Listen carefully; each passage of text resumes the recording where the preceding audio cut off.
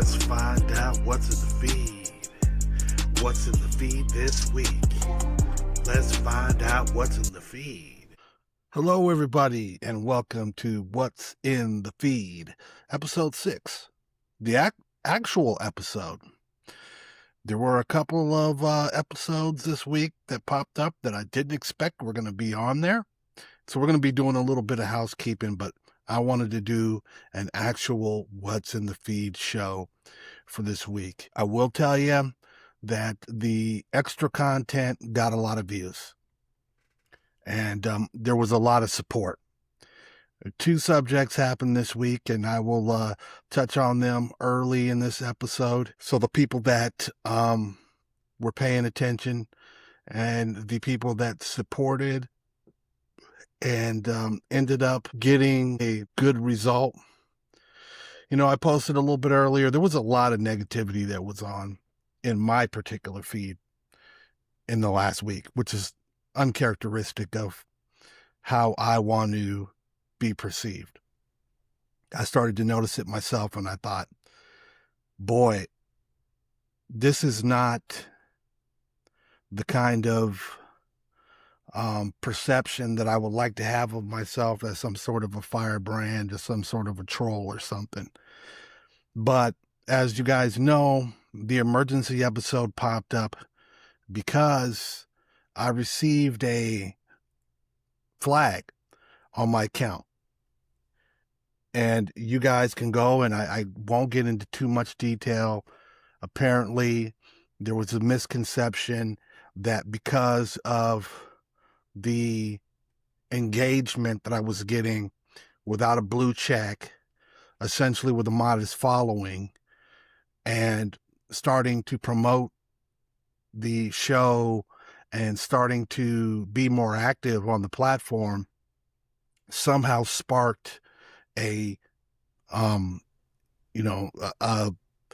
some sort of a algorithm notification to Twitter. And I was hot about it, and I posted many posts, and I CC'd Elon on it or added Elon on it. And I hate to say that, or I've learned that sometimes lemons do indeed make lemonade. History on this post was, I was an early adopter on Twitter before Twitter was even a thing.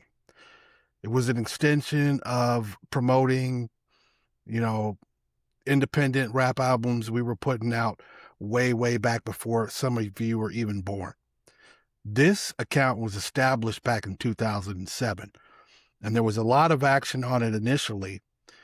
The only way, or there was a time frame, and I'll give you guys a little history lesson.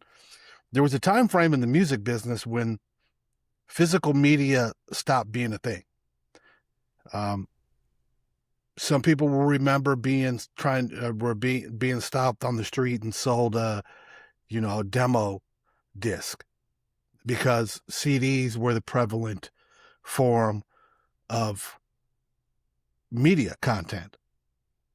The internet and MP3s were not available in the availability that they are now, or to be transmitted. You got to think about this, is that even though MP3s existed, you have to figure out a way to get it off of your computer so that you could play it in your car, or so on and so forth. You weren't going to be playing your local rapper on your flip phone. It just wasn't possible. So even though MP3s have existed for a long time, as far as content go, you'd have to be on your computer, listening to it on your computer, and maybe have it hooked up to speakers and whatever that case is. But, or of course, there was a time frame where we burnt a bunch of stuff. And so independents like myself, there was a transition time in between where, okay, people are listening to this and they're downloading MP3s and whatever the case is, but online content or getting paid for anything online it just didn't exist. I mean, you could burn stuff on discs yourself, which basically made the manufacturing of the physical product a lot easier. So at that point, there were places like MySpace. And MySpace, as much as people may laugh and the kids might go, "What's MySpace?" MySpace existed in the same realm and was much more of a predecessor to Facebook as far as promotions go for musical acts.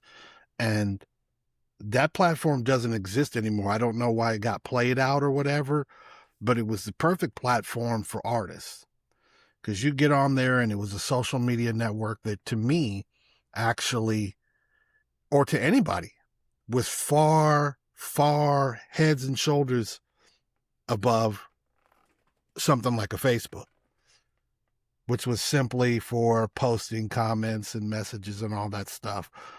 Of course, they adopted the, being able to put content on there, but you would be able to record your music. You'd be able to post it on a platform in a player and have people go through all your songs. So that space now exists with SoundCloud. So you would be thinking of, which is weird because we kind of devolved in the way that it works, because SoundCloud is not a social network. MySpace was a social network. And so you got everything balled all in one. Talk to your friends and DM pretty girls and platform your music, and made people sort of pseudo hood famous. But that started to play out, and I can't get to years here because, that's too long ago to remember, where the only places that you could continue to promote music, or where you had to, because social networking now for everything, as far as businesses go, and you want to consider music as a business, you needed to be able to promote your music. And Twitter was floating around as some sort of a beta algorithm or something. I really didn't know how it worked and the way that you got followers. And it was many, many famous people. I think the first adopters of Twitter were a lot of celebrities, the Kardashians and so on and so forth. So, I had a manager at that time who was very savvy with tech, in which a lot of the artists that I worked with, and also myself, didn't really understand, and we didn't see it at first. What's it? Why? How? Who's going to see your stuff? I mean, so it's ridiculous to look back on it now, because now we have presidents and foreign leaders, and almost everybody has some sort of social media presence. But I adopted very early. This all is going to come together here as I tell you that this account was initialized way back in, 2007, 2008, I believe. So as far as it being a bots didn't even exist. As far as it being inauthentic, and as I said, I won't go over the details of exactly what happened. Please go and listen to the emergency episode. I actually listened back to it today, and there's a lot of good information on it. Because if you're a content provider, if you're somebody who sees my feed, if you're anybody who watches this show, if you're anybody who's on X, if you're trying to build a following, or if you're trying to build something on X, what I clearly discovered is, and what a lot of people know, even though Elon opened up the platform, what happened was when they changed the check mark deal. Now, initially, my account was considered a public account. If you go back and you look at screenshots from way, way back, I had a blue check. Now, there was a long period of inactivity on the account because I had retired from rapping, and I wasn't really focusing on social networking and all. And there's a period in time where I was working a lot and working hard to get things, to buy things, people, places, and things. And then, due to that inactivity for, several years, when I went to go log in and see what was going on, the account had been suspended for inactivity, which I kind of got. And it wouldn't let me log in the whole 9 yards. So I had to get with Twitter at that time. And I think this might have been right as Elon was, maybe it might have been even prior to Elon. I'm trying to think if it was 3, maybe 4 years ago. It wasn't too long ago. And I had several thousands of followers. I logged back in and followers had fallen off. I don't know, just because of inactivity, and some people don't want to follow, which is weird. Some people feel like they need to be followed, but they don't want to be followed. Or I would assume in the time frame, the 5, maybe even 6 years that I wasn't even on Twitter, that people just deleted their account or they changed their account or whatever. Anyways, so I logged in with a fraction of followers that I had, but that wasn't a big deal. As as an artist or as somebody where they go and look for you and they see an inactive account, it's sort of on you to make sure that you're striking while the iron is hot. And so that didn't really hurt me because I wasn't really in the, it wasn't really affecting me to have a smaller market set, especially when a lot of the people that were on there were producers and other artists and production companies and music companies and all of that stuff. And, people that I don't really, are not really in my social circle anymore.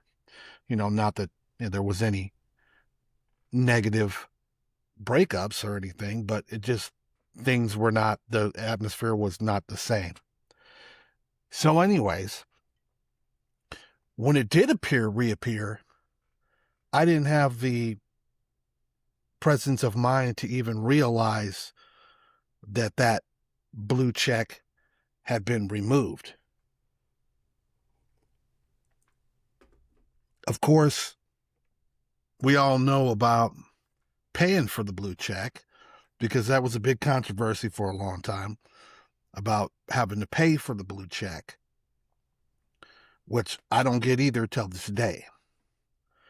But this all congeals together to say this.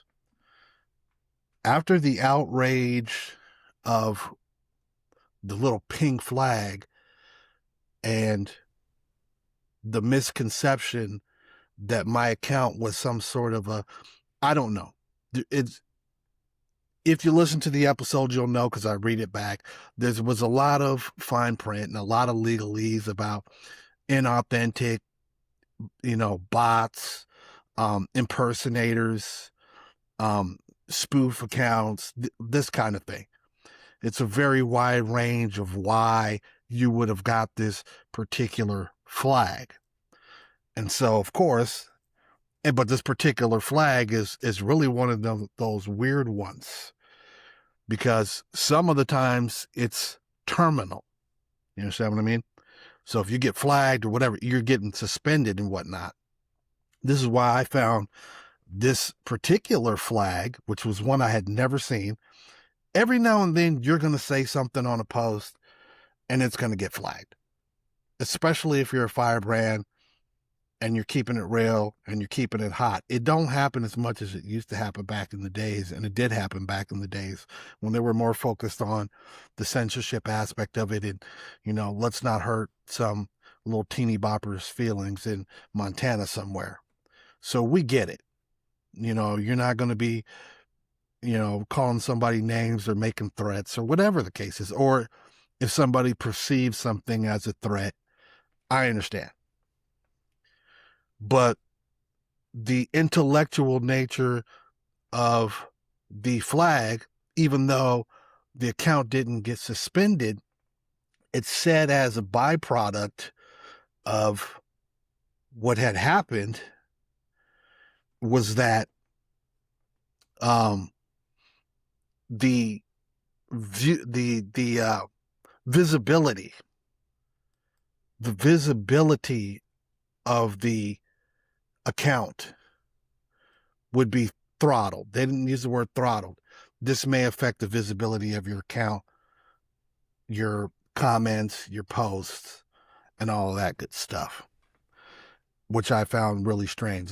Once again, I said it's sort of like the kid who hates school, doesn't want to be at school, skips school and whatever, and then he does something bad, and then you send him home. Well, he didn't want to be there in the first place.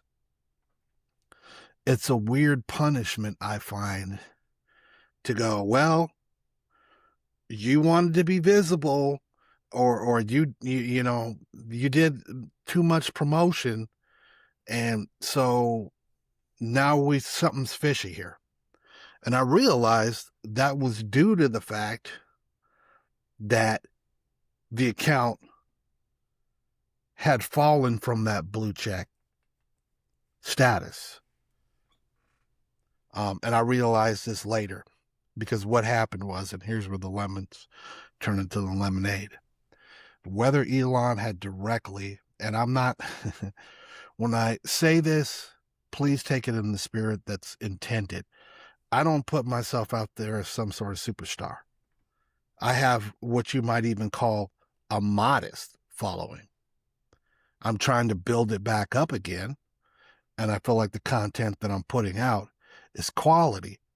And that's proven by what the second thing that happened was, and that my intellectual property was stolen. But we'll get to that real quick, in a little bit. Because that was the second episode, a bonus episode, which is titled what it's titled. I've decided that after what I discovered about the particular individual who stole my intellectual property, that there is a lot more to that story. But that person did cease and desist. Now, I'm not going to take down the episode. If you want to go see it and you want to know who it is and you want to hear me uncensored, really talking some hot shit, please go.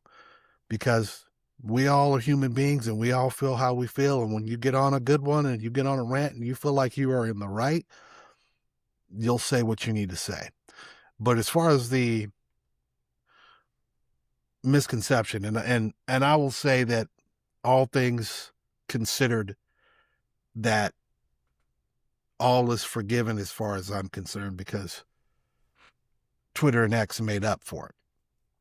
Okay. Now, I will warn you, content providers and people that have X, that if you do not have a blue check, you are on the outskirts. The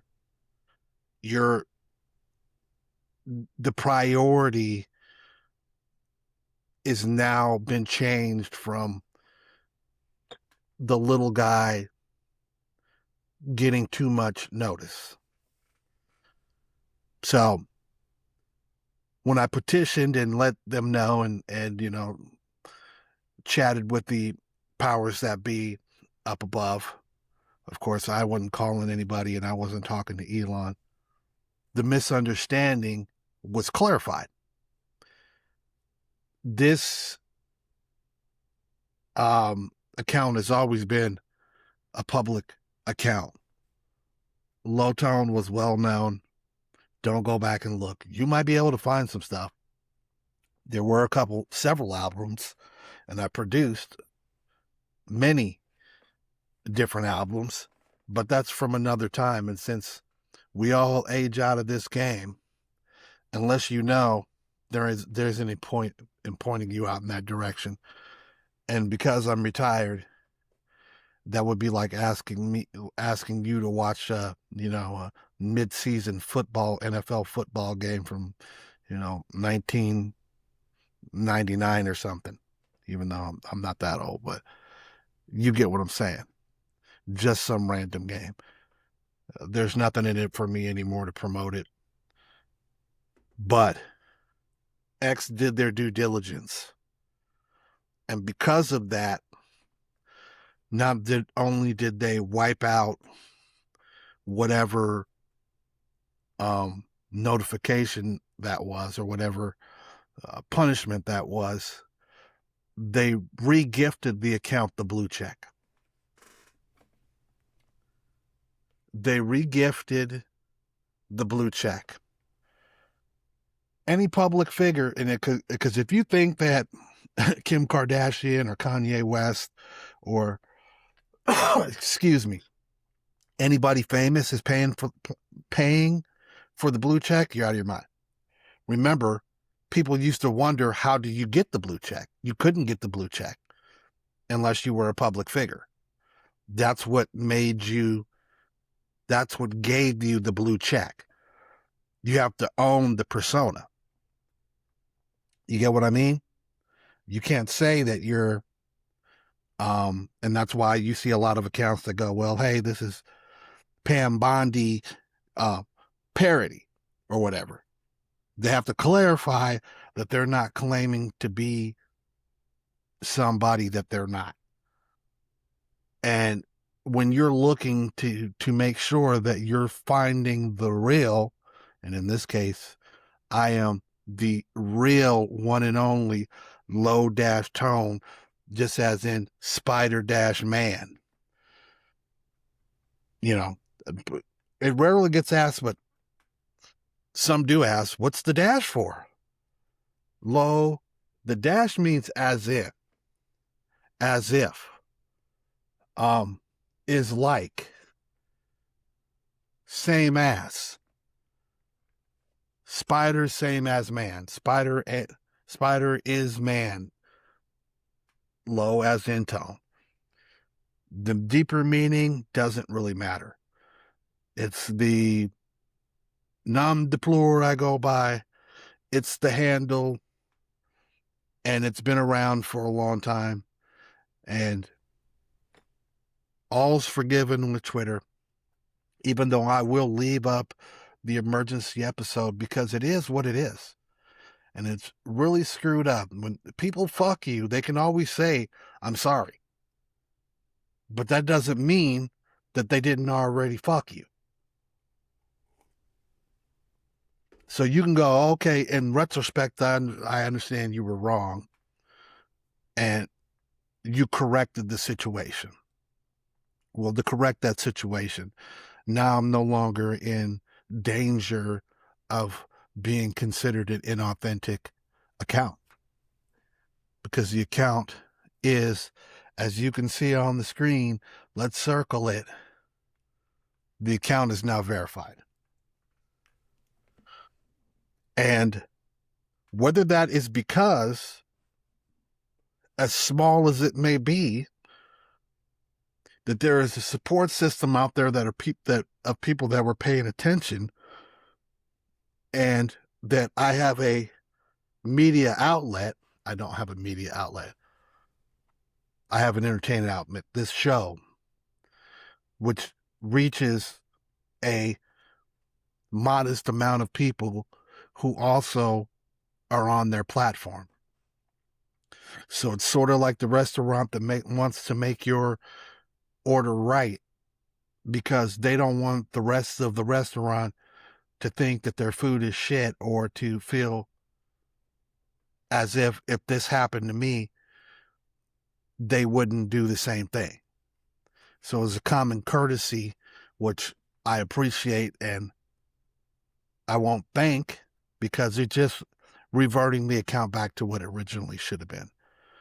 And because of that, inactivity, it went to where it went. So that's 20 minutes of a soliloquy on the housekeeping on that. Now, I'm really conflicted whether or not I should expand on the situation with the young lady who shall not be named. Because whether I can respect it or not, she did not engage. No matter what was said, and I don't mean in a mean way, I mean it was put out there all over Twitter. You can look at my link. You're looking at you probably got a notification from my link that this show is up. So you can scroll down and see who I'm talking about, and you can see what I'm talking about. So loosely what happened is there's an individual that is in my feed that is an influencer of some renown. This all makes me wonder how people get the kind of numbers that they get on the following. It opened my eyes and educated to me, because now that I'm using this platform as a source of entertainment, and hopefully if you're listening to this episode, you already understand the concept of what's in the feed. But we're 27 minutes in, and I think that first, little part there was interesting enough, just on the, the legalese and the ups and downs of how Twitter accounts work, or how they currently work. But you have people who are not connected to any sort of a media network, a company, or organization, or anything of note, that have these huge, huge numbers of followers. And you go, in some cases, I can understand it. This person has prolific content and posts engaging, interesting, entertaining, content nonstop. I've shouted out the names a lot. People get tired of hearing them, but, like I say, Dom Lucre. Even though, and I throw his name out there is because it's a person that I can identify, with. People start from the grassroots and they're just a guy. They're just a gal. Let's have an interesting take on stuff. And from that, people want to know what they're talking about. They want to know what they're saying. They want to see what they're doing, because it's interesting and it's entertaining. That all makes sense. This is what this platform is all about. It's what I'm trying to do. So let's not parse any words by saying that we're all trying to gain some sort of attention, whether you want to be famous or whatever the case is. It seems as the human race and everybody who's on here, as we speak, they want some level of attention, and some want more attention than others. But it also makes them visible. So those that are visible in my circle are the ones that I see, and vice versa. They see me. I see you, you see me. So I'm scrolling through one of my, a couple of posts in the morning after the censorship thing happened, and I see something that is disturbing. This format here, what's in the feed, was an original thought that I came up with. And that's that all of you people that make me laugh, and I gave them all a shout out. Maybe I will give them a shout out. There's a list of a bunch of people that pop up on my feed. You start to really listen to them and look at their content, and it makes you smile, or it makes you feel a way, and it makes your day go by a little bit faster. And I think we all feel that, especially the ones that support and respond back to what you post. And I noticed that when I got back on the platform, that there were a lot of people that were liking my comments. Now, I wasn't posting a whole heck of a lot of content, but I was getting a lot of feedback on the responses that I was given, because, smart aleck and quick-witted, and that's what gets looked at. That's what people find entertaining. When you say something funny about somebody's meme or somebody's poll or somebody's question, we all do it. And you'll like it, and you'll go, hey man, that was funny. And it started to really blow up to the point where people were like, where can I find you? Do you have like where's your content at? Because of course, there's YouTube, and there's Rumble, and there's, TikTok, and, and all the other forms of social network communication. And I'm like, nah, I'm just the guy who's commenting and all that. But, there was a voice there. There was a sort of intelligence there somehow, that people felt like they needed to hear more about. Well, this is not me tooting my own horn. I thought, well, it would be interesting to start a podcast, but that podcast would be based upon shouting out the people who provided the content that made me engage. I mean, it makes enough sense. It's simple as can be.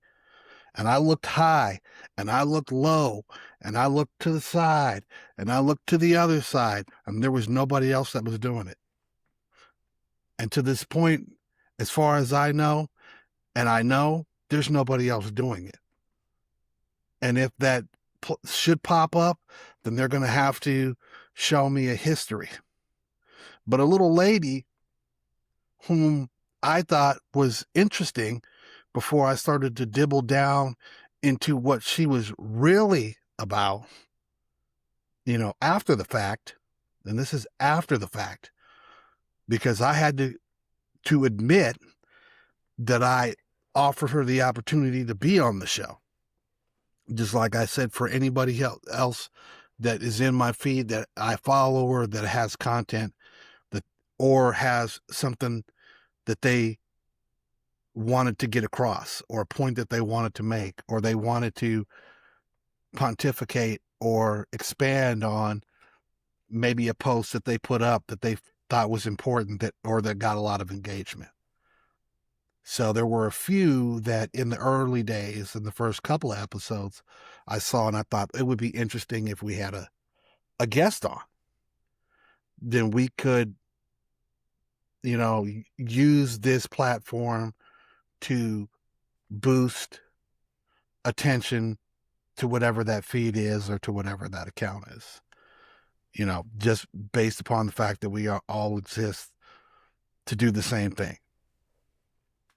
And so I reached out to this one of several, and there were several at that point, influencers. I don't know. I really don't know how to quantify this particular person. Then let's just say a content provider. It would be the best way to say it. However, it goes further than that. And maybe at some point I'll tell the story. But because that particular individual at this point in time has ceased and desisted stealing my intellectual property, because what she did was she stole the platform and the outline of my show. And this was the first. This particular person had been providing, when I say content, it's just, let's just say it's not for me. She has a very, very specific fan base, and I found that out.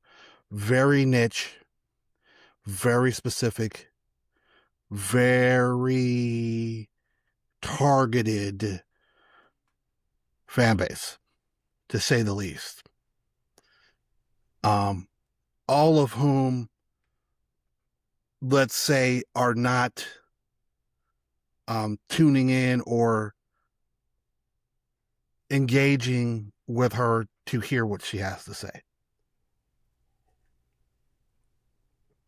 The best way to say it. If there was any content on there that had anything that was, as far as talking or anything, it was very, very short. But after I sent her a link to What's in the Feed episode 3 and offered that opportunity to come on, I didn't get a response. Neither here nor there. No big deal. You know, you want to get on? You don't want to get on? That's fine. As far as I'm concerned, I'm sure that there's a set of people out there who think it's corny or it's beneath them. Or if you're looking at the numbers and you feel like, oh, okay, this guy's not on my level, whatever. It's all good.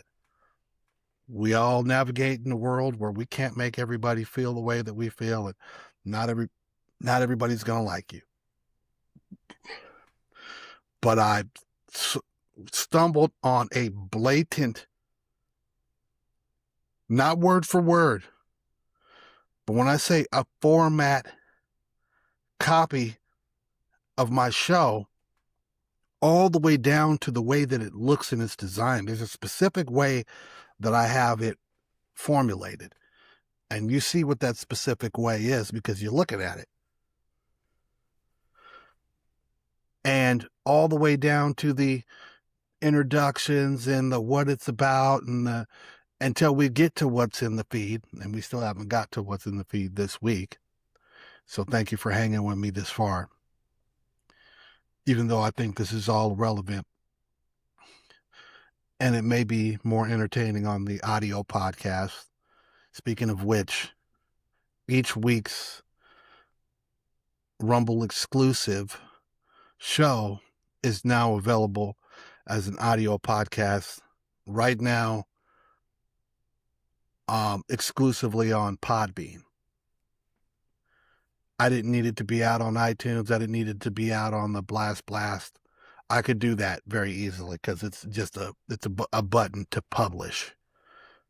What I wanted to do is to be able to gauge it super, super organically, to be able to count what comes off of Twitter itself, because it's Twitter-centric. It's X-centric. It doesn't really bleed on to the other social networks.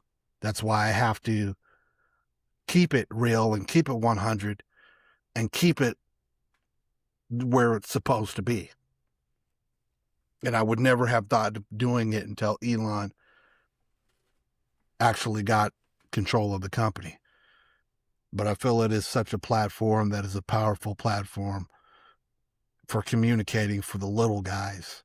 Because like I say, you can have 10 viewers or 10 followers, and you can have 10,000, you can have 100,000.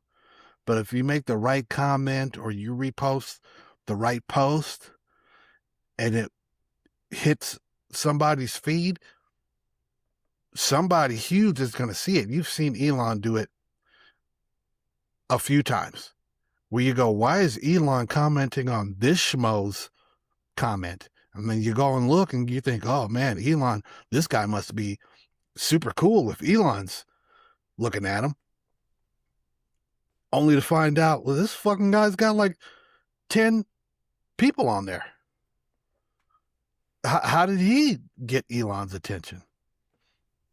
It's because sometimes you slip in the feed. Somehow you hop the fence. You outrun the pursuers and you make it over. You get into the party. Somehow you get past the bouncer. Somehow you got past and slipped past the AI algorithm bouncer, and now you're being reposted by Elon. That's the beauty of the thing. But when individuals see your intellectual product, and even when they post your content and then don't at least at you, what happened today, even after all of this, a account I follow, and I shot her out and say her name, Puddin', and you all know her if you're in the conservative sphere, because she's a firebrand and she's very outspoken. Well, all of a sudden, somehow her face got popular today. Now, we all see her videos and whatnot if you follow her, and even if you follow people that do follow her, because then they comment on it and then she gets in the algorithm and then you see her and stuff. But now all of a sudden she's become new to a couple of people and they're posting her rants and she's all fired up and they go, look at this lady, because as far as they know, she's just some, fresh-faced, cutie pie that's telling it how it is. They don't really know that she's somewhat of a known entity and an influencer in her own right.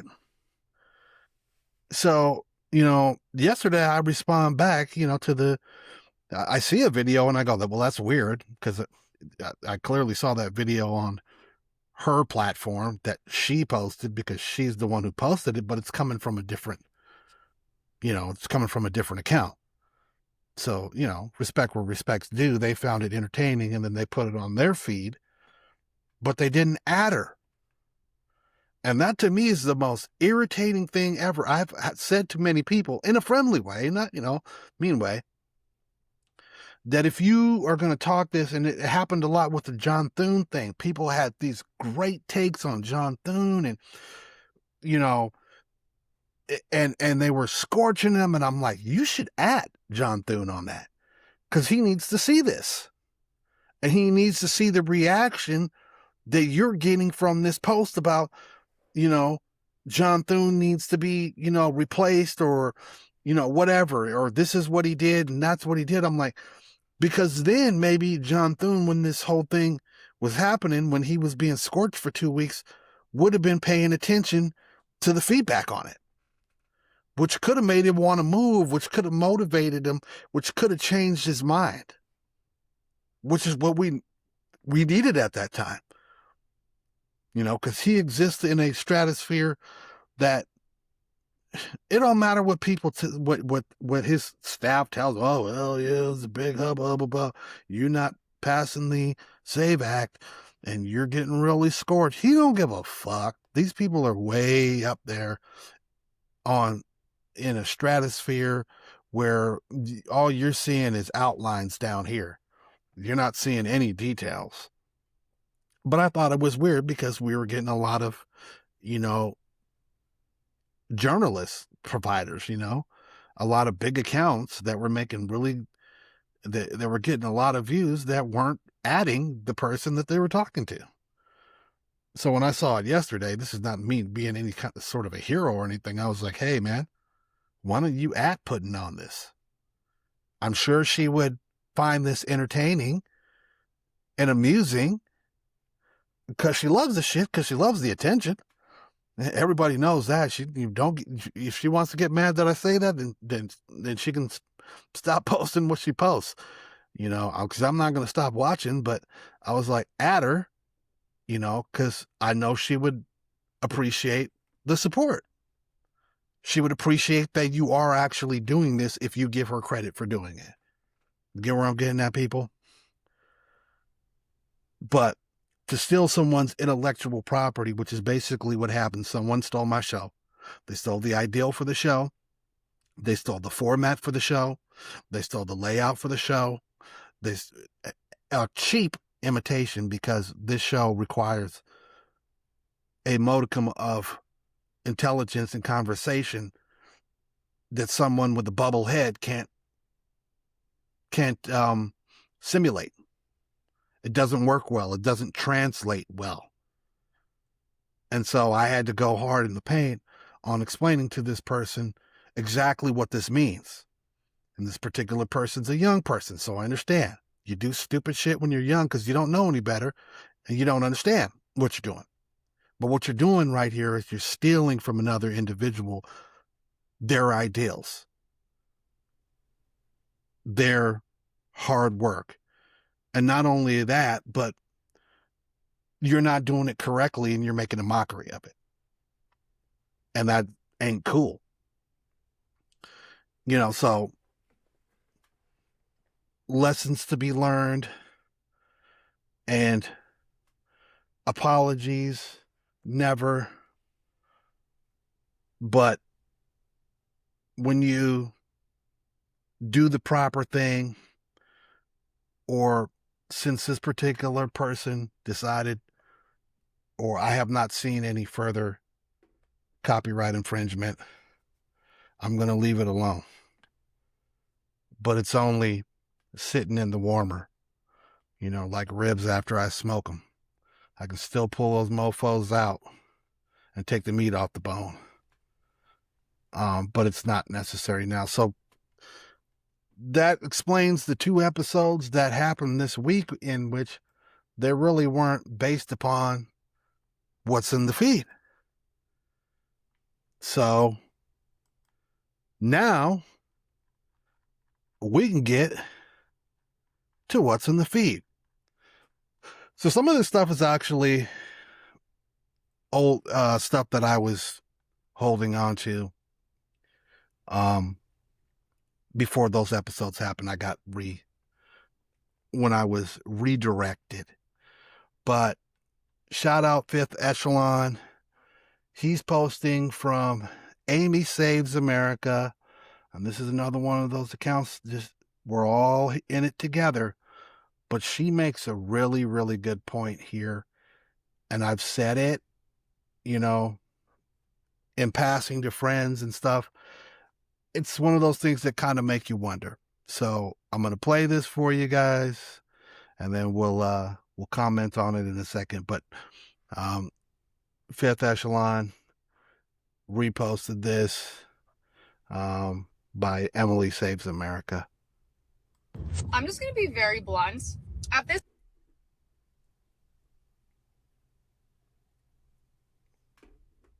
Okay, I apologize. So I'm just going to pause this. You cannot be a Democrat or a liberal and not be mentally ill. It is not possible. If you are, that means you are so brainwashed. It has just completely rotted your brain to the core. You have no way of independent thinking, thought process, anything. I hate to say it, but it's true. I encounter these psychopaths every single day. I was viciously, verbally abused by one today. It's just a fact. You do not hate Trump. You hate the media.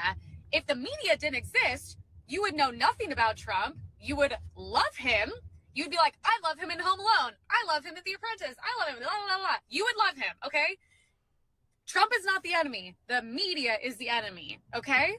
And literally, my favorite quote today, they're not after me. They're after you. I'm the only thing standing in the way. Facts.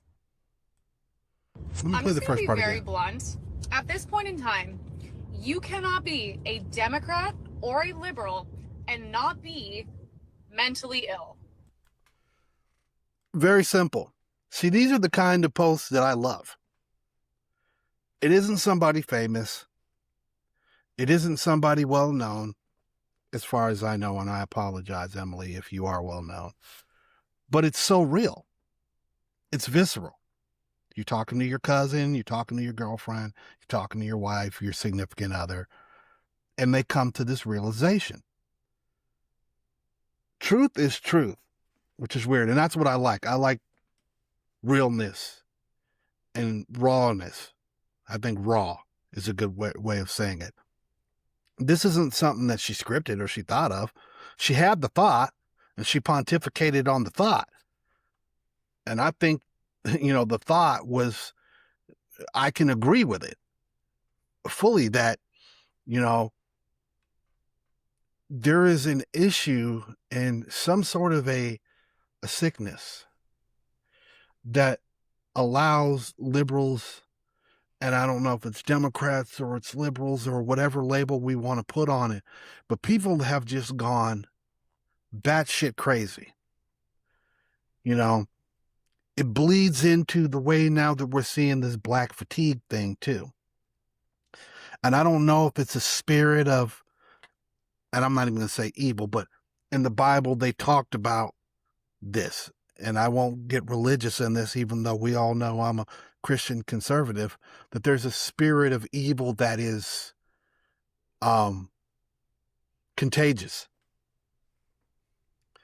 that it will bleed out, that its breath and its darkness is like smoke that you can breathe in, and you catch it, especially if you're open to wanting to feel this way. So if you've got some sort of preconceived notion that somebody is evil, in this case, whatever the Trump derangement syndrome situation, and I think it goes further than that, because I think that it is metastasized into something that is much, much worse. And it scares the shit out of me because I don't see it getting better. It's sort of like the fever broke a little bit for us, at least, on the conservative side, when Trump got in. That we thought, okay, now it's not going to be popular, or it's not going to be, it's not going to be as prevalent as it was before. We know that there's still going to be those wackadoodle crazies out there that will never come off of the fence, but that maybe some common sense would prevail. And I don't see it. Maybe it happened with a certain subset, but it seems like there's a lot of others that have ramped it up to 10. We had a No Kings rally. Now, what's in the feed is based upon a political feed. And I know this one's a little bit off of format, but let's talk about it since it happened within this week. This is what the 5th No Kings protest. I responded to a post, and I guess this does apply, where someone asked, so what do you think was achieved by the No Kings rally? And I had already had the thought is, what are they doing this for again? What do you get out of this? What's the point? Nobody listened on the first one. Nobody listened on the second one. They don't want to fucking tell you that this is the 3rd or 4th one. I think it's the 4th one. Somebody correct me. I believe this is the 4th No Kings rally. I dared anybody on the whole scroll to name one thing. I want to know. Maybe I'm being a smartass. Name me one thing that it changed. One thing that it achieved. Other than continually giving platforms like CNN and fucking MSNBC a snapshot, a soundbite. Look at this. We got drone footage of thousands of people in this. So what? So what? What did it change? So, her take on this is, and I spun it off, and I took it in a different place, but it's a continuation of this thought process that the louder that we scream and the more that we stomp our feet, that we're going to change something. It's the little kid. I'm crying because he won't give me a Pop-Tart, so I'm going to roll around and cry and kick and scream. You're still not getting the fucking Pop-Tart. No. No means no. And I just don't get what these people don't get, that it doesn't matter how much you scream or you whine or you cry or the meme of the lady screaming to the sky. It's not going to change anything. So, no kings. I'm another bust as far as I'm concerned. Ladies and gentlemen, this one popped up and I'm just going to show you a screenshot of this. Part of the reason that I left and moved to the Midwest after having a nice big house and being very, very successful in the state of Washington and in the city of Seattle, where it is impossible for anybody who doesn't know how to swim to survive. And since I grew up there, it is my hometown, I knew how to swim. But I also knew that when COVID-19 hit, that I had to get out of there. It became continually worse and worse. And as many of you who are discerning, smart people, there was no way that they were going to get me to take that vaccine. This wouldn't have been something that you could have talked about on Twitter too long ago. But as of March 25th, here is, and I can't blow it up and I won't blow it up. If you want to go look on the feed, that's fine. Pfizer now was forced to release the documents with the side effects. After them gaslighting us for years about it being safe and effective, before they even got to the point where it was mandated, just like the virus itself, I was skeptical. Not even skeptical. I'm like, this is bullshit. And now I can really tell the truth about it. And I know this may be very hard, and I will apologize to anybody that was forced to take it. What I will say, and I've always said it, for those who didn't and for those who made a choice, we're the winners in this. And we'll live on, hopefully very naturally. For those of you that were forced to take this, or that were manipulated into taking it, because a lot of friends and family were, when you thought that you were doing it because you were going to save someone else's life, because you were told by the media that if you got this, that you couldn't transmit it, and that you'd be saving grandma, and that you'd be a hero. Maybe that was enough to motivate you to take an experimental DNA altering, luciferase laced experimental gene therapy. But very early, the creator of the mRNA vaccine said that it was dangerous, and they had already tested this previous to COVID, and I knew this because of the sources of information that I had listened to. I knew about the tests on the rats, and the 90-something% of the rats died after being exposed to the, and I don't know if it was the Pfizer or it was the Moderna, whatever.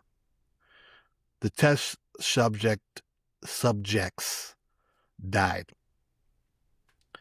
And I know that this is a very hard pill to swallow, because even the people now that have come around and realize that they've been manipulated have a hard time admitting it to themselves, that they were forced to do this. They did a good job at not getting damn near 70% of the world to turn on them and go nuts when they found out that their life expectancy had been decreased. But that said, here's the vindication. I'm sorry, and I pray for everybody who was forced to take this, because I know that there were a lot. I wouldn't even say the majority, but I would say more than 50% had to take it for the reasons of jobs, family, and other obligations in order to feed their kids and keep a roof over their head. And that's the part that really bothers me. But that was in the feed. Now, we talked about black fatigue on the last episode, and I didn't want to get too deep down into it. But this kid, he popped up a video that right now is currently looking at, 153,000. No, actually, this is 153,000 on Tara Bulls. She reposted it from Loud Outside, whom reposted it from the original poster. And once again, it's the simplest things that people say, that just your average everyday person says, and this kid gets it dead on with this. So check this one out here. Nobody wants to live around niggas. Black people don't want to live around niggas. White people don't want to live around niggas. Hispanics don't want to live around niggas. Asians don't want to live around niggas. No one wants to live around niggas. Niggas carry themselves with a complete lack of empathy for anybody else. They don't care about anybody else's time. They don't respect other people's businesses. They look at the world and they just laugh at everything. They think shit is funny. They grew up without a positive male role model in their life. And they don't give a fuck. They don't give a fuck about the black community. That's the last thing they give a fuck about. Because I'll tell you what, you line up a black person in front of a nigga and a white person, they're not going to want to do that time for killing that white person. They're much more likely to kill that black person. And it's interesting because a white person is much more likely to be killed by a nigga than a nigga is to be killed by a white person. And niggas, they overrepresent black people quite often, because if you look at the stats with the 13% of the population, half the crime, is it that full 13%? Obviously not. So they say 13%, and it's because of niggas, bro. Right. It's because niggas have done so much harm on such a big, wildly disproportionate level that it's like hard to even tell anymore, because we have so many niggas running around and nobody wants to live around niggas, bro. Yeah. Whenever you have niggas move into the area, everybody scatters. You ever heard of the white flight? It's everybody flight. Nobody wants to live around it, because even if it's not homicides, just on a basic like day-to-day interaction with them, there's zero intellectual reward ever, or educational reward. It's a bunch of hotep bullshit or wee-wuzzery. It's a bunch of deflection, like, I stole and shot a couple niggas, but like white people did slavery and shit. You can't hold niggas accountable for shit, bro. It'll be the year 5000 AD and niggas will still talk about slavery as a reason why they're shooting other black people. Yeah, you sure showed them. Yeah, good job. You sure got revenge on those white people by shooting your brother. Yeah, you sure showed them that slavery is something that you're not going to tolerate by killing black people. I mean, but didn't the government kill Malcolm X? I'm pretty sure the niggas who were holding the gun were black. You know, with Fred Hampton, the FBI was involved, but I'm pretty sure William O'Neill had a big part in that shit too. So when do we take accountability for anything? Or do we just keep saying, oh, they flooded the black community with drugs and that's why? So you pick it up and you start smoking it? Because I've grown up around people who have done that shit, and I never smoked. Yeah, but you different. Yeah, because I'm smart, and I think that we should all be smart. Exactly. Now, I played the whole video, even though I generally try to keep the videos short. But this was so spot on and in the moment that, I really want to give a shout out to this kid, but I couldn't, because it's a post of a post of a post. But it got so much attention for its realness that it got shared. This kid knocks it right dead on the head. I'm going to vindicate and eliminate any white guilt that you may have if you are a white viewer. I'm an intelligent black man. So hence, I'm going to be listened to like Obama was listened to. Because when you're civilized and you're educated, I'm not even going to say that I'm educated in a traditional way. Let's just say just simple intelligence and, being able to string together words in proper English.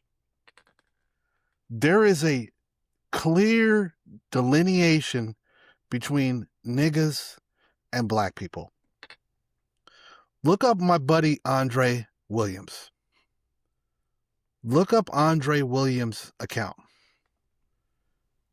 This is a former military guy, good-looking, well-spoken guy. But he puts a bunch of shorts up where he points out the hypocrisy of niggas giving excuses for why they do what they do. Black people and niggas are not the same.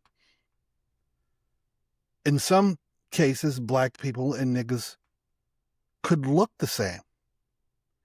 They could be confused by a visual as the same.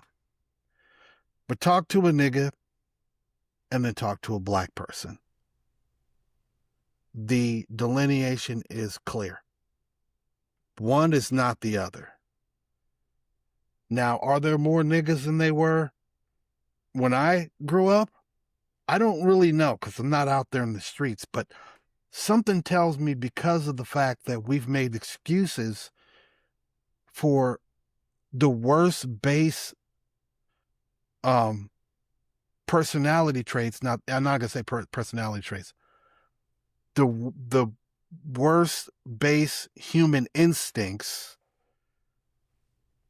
to just do whatever you want to do without any rules has become so prevalent in all of these Soros-run or DA-run cities. This kind of thing has proliferated, meaning niggas are being more niggerish. And it's getting worse and worse because nobody's stopping it. If you don't put a plug in the hole of the pipe, it's gonna fucking leak and leak and leak until it busts. And when it busts, what do you do then? Now we got people running around, these kids running around in the street. I showed you 12 videos last week of people running in the store and they're stealing shit and they're tearing shit up and they're fighting in the parking lot, and spring break, they're, fist fighting on the beach. Who does that shit? Niggas do that shit, I guess, but it's not black people. So, and why I am saying this to the people of non-African American descent, whether it be Asians, Indians, Jews, whatever the case is, okay? You do not have to feel bad if you're pointing out nigga activity. It does not make you racist. The problem is that they've been pointing out to you that you shouldn't say something about something that you know is wrong and something that you know is ridiculous and you know shouldn't be happening and you know is base animalistic and caveman and all other negative aspects of monkey-like, animal-like, whatever you want to call it, because these people are fucking animals. You need to teach a dog not to bite. If you got a Rottweiler, you can have a Rottweiler that's probably the sweetest Rottweiler in the world, will run to you and lick you in the face, and then there's another one that'll bite your fucking face off. What's the difference? It's the training. It's the amount of love and attention that you pay. And we got a lot of cats that got no love and attention paid and have been spewed out by the former generation of black girls that have been told that just because you pop out as a black girl, you have some sort of entitlement and you're a queen. But you're angry and you don't like yourself, and you can't reconcile the fact that you've popped out 5 different kids by 5 different babies' dads. Now, that's a stereotype, and like I said, there's always an exception to the rule, but this kid's dead on. We're getting tired and we're getting fatigued in our own community that these niggas are making us look bad. You understand? So I think that there's I don't give a fuck, and I've seen it. Let's not make excuses anymore. White people, we're brothers. Okay? You need to feel that way. I don't ever feel offended when anybody ever... don't change the tone of the conversation about how you really feel when we're in the room. Because believe it or not, unless you're in the hood somewhere, we're probably going to agree with you. Because it's not us. It doesn't... it may reflect negatively on us, but it's not us. And we understand it, and we're probably even more critical of it than you are. Because it reflects directly upon how we are viewed. You know? Lord forbid you want to put on your sweats and your hoodie and walk on down to the 7-Eleven or drive on down to the 7-Eleven, and you're a hardworking, home-owning, BMW driving, whatever, and you get mistaken for the other. I've even told my kids, try your best not to be mistaken for the others. Soon as you open your mouth, speak with intelligence, and explain and immediately show that you're not one of them. I mean, it's a lesson to be learned, but this kid clearly grew up around it, knows about it, he is it, but because he's smart, you know, people may feel a certain way about it.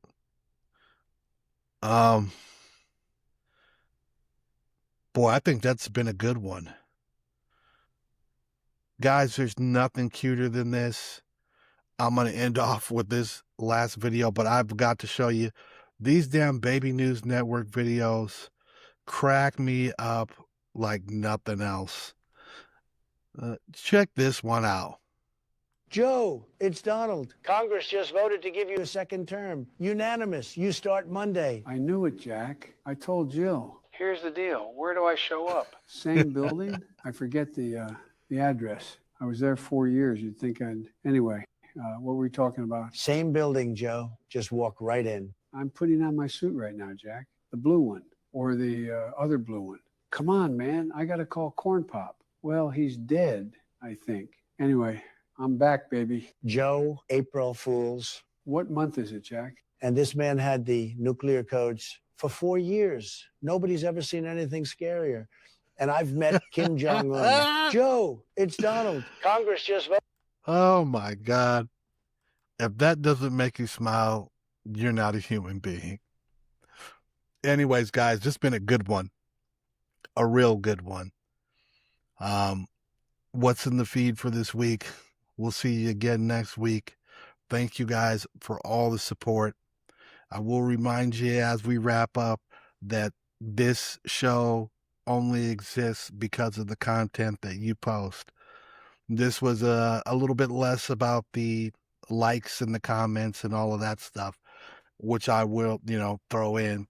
But because of the housekeeping at the beginning of the episode, I wasn't able to shout out as many names as I normally do in an episode by showing who commented and or who liked, the messages and the responses. But I count on you, and I thank you for the support through the turmoil last week. Thanks for dealing with the F-bomb laden episodes that you got a taste of, what happens when tone gets real. And I would implore that you take advantage of this show and the podcast because they're free and it's free content. I'm going to do it. I do it every week, sometimes 2 times a week. We'll try to get the schedule more buttoned up. And also we'll try to be getting hosts on here. So there's been DMs and there's been conversations, but really to get someone to commit to a particular time and place is logistics. I don't have management. We don't have a team here, and it's usually just 2 people talking. So look forward to that. Thanks again for the support. And this is your episode of What's in the Feed. We'll see you guys next week. Holla!